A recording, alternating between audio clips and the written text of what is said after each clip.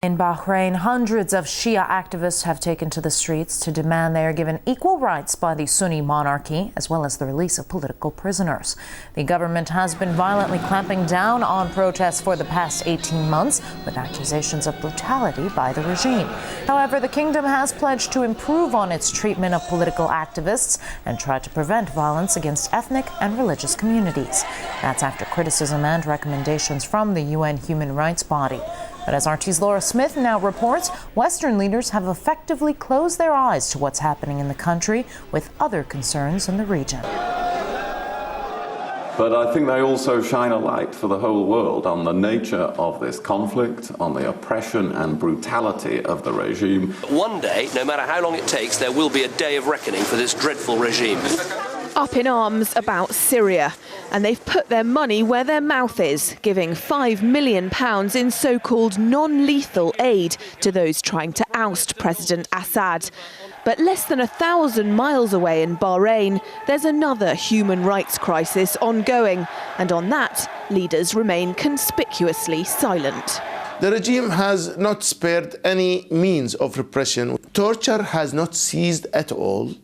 And that includes testimonies of people who were just released in the last day or two. Arbitrary detentions have not stopped. Of course, the use of sectarianism as a weapon is there, weaponizing tear gas. But more than that is the kidnapping. They would kidnap a few people from each village, say 3, 4, beat them up, torture them, not inside the torture chambers, but in farms, in what they call the youth houses.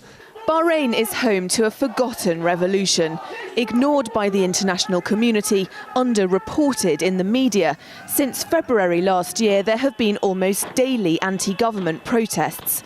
In the resulting crackdown, around 100 have been killed, with 1,600 in jail, including 60 children and 4 of Bahrain's most prominent human rights activists. All that in a country of only 1.5 million. But the UK government says nothing. It's a long-standing historical connection between Britain and Bahrain, which was in fact a colony until 1971. Secondly, there's the association with the US Fifth Fleet.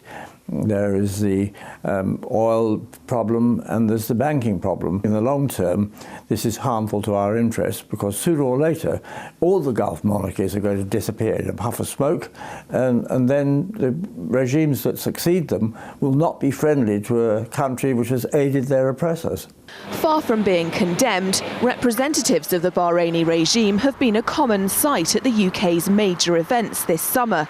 King Hamad was invited to the Queen's Diamond Jubilee celebrations in May.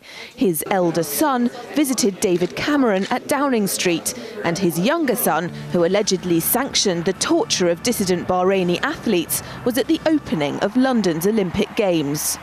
But it goes further and deeper than that. Despite the brutal crackdown, between July and September last year, the UK sold £2.2 million worth of arms to the Bahraini regime.